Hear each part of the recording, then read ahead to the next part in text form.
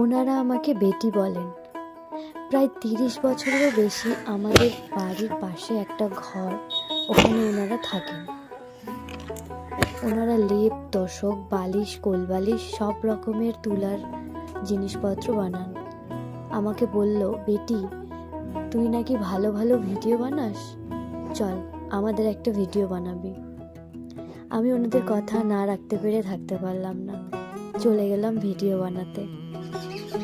বাজারে যত রকমেরই গায়ে ঢাকা দেওয়ার জিনিস আসুক না কেন, কনকনে ঠান্ডাতে আমার কাছে তো লেপটাই বেশি আরামদায়ক বলে মনে হয়।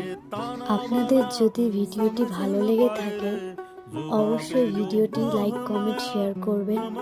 আর আপনাদের যদি লেপ তোশকের দরকার পড়ে ক্যাপশনে দেওয়া নাম্বারে ওনাদের সাথে যোগাযোগ করতে পারেন।